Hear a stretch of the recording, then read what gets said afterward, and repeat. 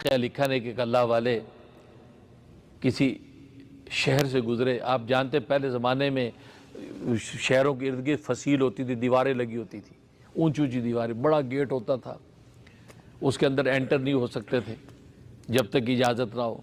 اب وہ فصیل لگی ہوئی, دروازہ بند ہے. اب یہ اللہ والے گزرے, دروازہ بجائے گیٹ بند ہے. دربان بولے کون؟ کہا کہ ایک مسافر ہوں, اندر آنا چاہتا ہوں. تو کہنے لگے بھی دروازہ نہیں کھول سکتا. یہ کیوں؟ کہا کہ بادشاہ سلامت نے حکم دیا دروازہ بند رکھو. بھی بند کیوں رکھو؟ یہ کھلنے کا ٹائم ہے, آنے جانے کا وقت ہے, ہم مسافر ہم شہر میں آنا چاہتے ہیں. بند ہونے کی وجہ کیا ہے؟ کہا کہ وجہ اصل بھی ہے کہ بادشاہ کا باز گم ہو گیا. بادشاہ کا باز, ایگل, وہ اڑ گیا. تو بادشاہ نے کہا شہر کا دروازہ بند کر دو, اس لیے بند کر دیا. تو اللہ والے نے کہا بھائی باز نے دروازے سے گزرنا ہے, وہ تو اڑ کے اوپر سے چلا جائے گا, دیوار کے اوپر سے. بڑا بے عقل بادشاہ بھائی, دروازہ کیوں بند کرا دیا؟ وہ کون سا اتنا پڑھا لکھا ہے کہ دروازے سے جائے گا؟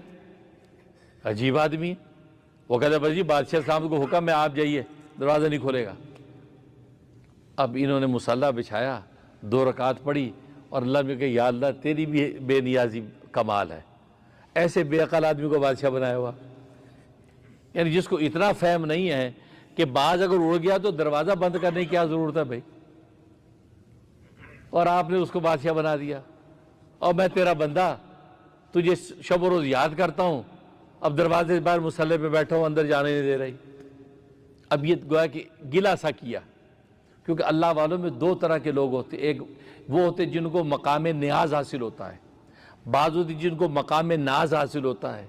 مقام نیاز کا مطلب ان کے اندر نیاز مندی ہوتی, بس سر جھکا کے بس معافیاں مانگتے رہتے, یا اللہ معاف کر دے, غلطی ہو گئی.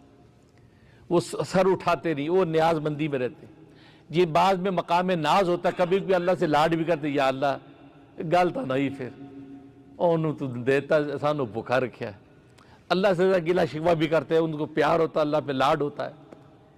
ان کو بھی مقام ناز حاصل تھا, انہوں نے اللہ سے گلہ کیا کہ یا اللہ ایسے بے عقل آدمیوں کو آپ نے بادشاہ بنا دیا, اور ہم جیسے جوتیاں چٹ کھاتے پھرتے ہیں, ہمارے دروازے بھی نہیں کھل رہا, ہم تجھے یاد کرتے ہیں ہمیشہ.